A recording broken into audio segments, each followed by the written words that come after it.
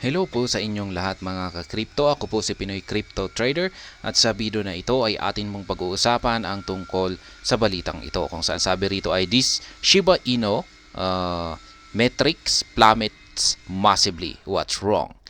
Ayan, bumagsak daw po ng napakalaki ang Shiba Inu metric na ito. Ayan, ano nga ba ang dahilan? Kaya yan po ang ating malalaman sa balita na ito.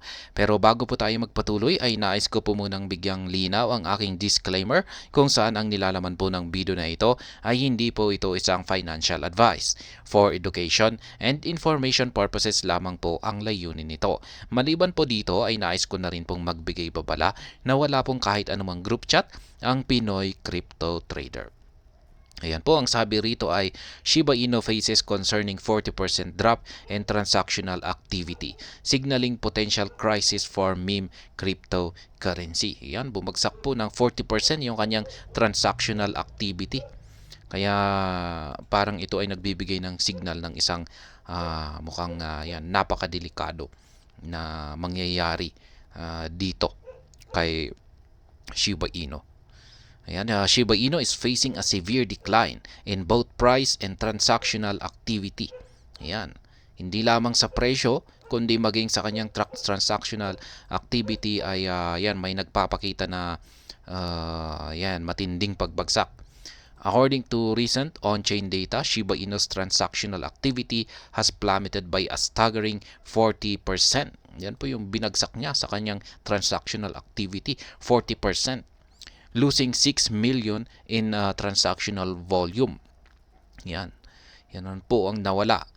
6 million ang nabawas sa kanyang transactional volume. The asset's price has also taken a hit, currently trading at approximately 50 digits tapos 727. Yan according to the latest data. Kaya yan, apektado na rin yung kanyang presyo. Yan nga, yung kanyang current market price. The drop in transactional activity is a concerning sign for Shiba Inu as it indicates a lack of interest or confidence among traders and investors. Ayan. Ayan na nga, yung parang naging dahilan rito. Ayan, sa pagbagsak ng kanyang transactional activity. Mukhang nawalan na ng interest at saka confidence ang mga traders at saka investors. This decline is not just a blip but part of a larger trend that has seen Shiba Inu lose a critical support level at ayan, 50 digits 733. Ayan, nabasag na po yung kanyang support line dito.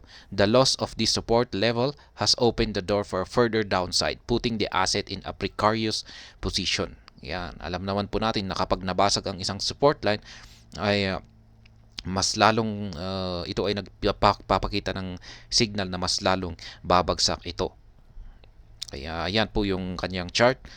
Ayan yung support line natin dito at ayan nga, nabasag na nga siya. Ito po ay nasa daily chart time frame. Ayan, at mukhang yan na nga, mukhang babagsak pa siya sa mga susunod na araw. While the broader cryptocurrency market is showing some resilience, Shiba Inu seems to be in a long position. The asset has not only lost key support, but it also underperforming compared to other cryptocurrencies. Ayan, underperforming daw po si Shiba Inu sa ngayon kumpara sa ibang mga cryptocurrencies. The divergence from the market trend raises questions about the asset's future prospects. One possible explanation for the decline could be the market's shifting focus toward more fundamentally strong assets, leaving meme coins like Shiba Inu in the dust. Ayan daw po yung isang posibleng dahilan rito kung bakit bumabagsak si Shiba Inu.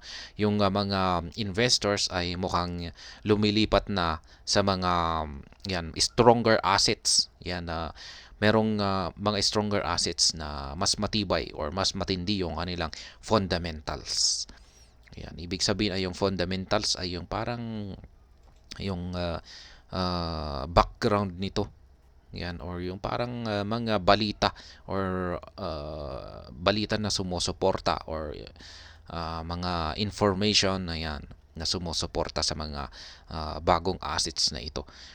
Kaya yan, another factor could be the overall information overall market sentiment which has been bearish. Yan rin po ang isang posibleng dahilan na kung bakit bumabagsak ang Shiba Inu. Yung overall market sentiment na bearish po or bumabagsak talaga ang buong presyo ng crypto market, affecting even the more robust asset. However, the extent of Shiba Inu's decline suggests that there might be more to the story.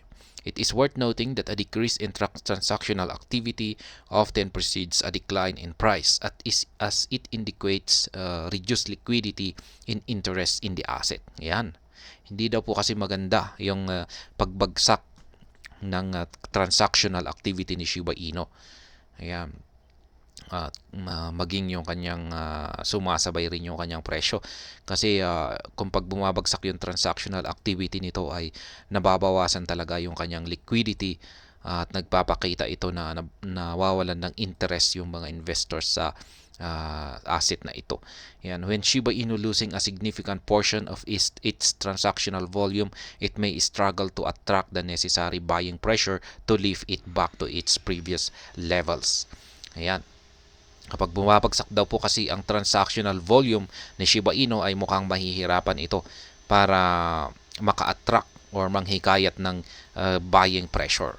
Yan, yung mga bullish na magpapaangat sa presyo nito.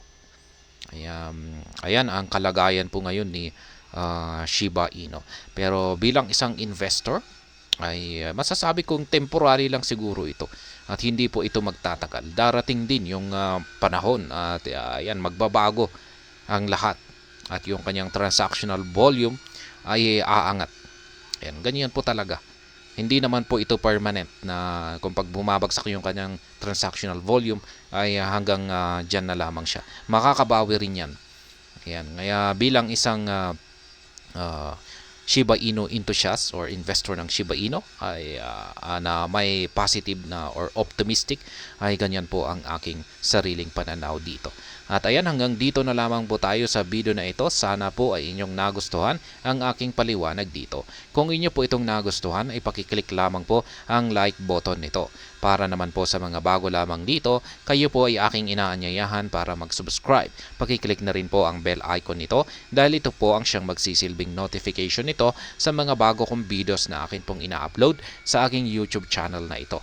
Marami pong salamat sa panonood. Ingat po tayo lagi at God bless po sa ating lahat.